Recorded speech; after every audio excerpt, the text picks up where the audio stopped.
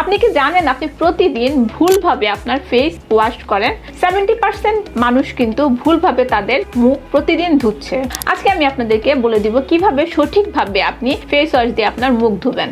Number 1, কখনোই আপনি dry ফেসে ফেস ওয়াশ অ্যাপ্লাই করবেন না। মুখটা প্রথমে একটু পানি দিয়ে ভিজিয়ে নেবেন, এরপর ফেস ওয়াশ অ্যাপ্লাই করবেন। নাম্বার 2, খুব অল্প বা খুব বেশি পরিমাণ ফেস ওয়াশ কখনোই আপনার ফেসে দিবেন না। কয়েন অ্যামাউন্টের ফেস ওয়াশ আপনার ফেসে অ্যাপ্লাই করবেন।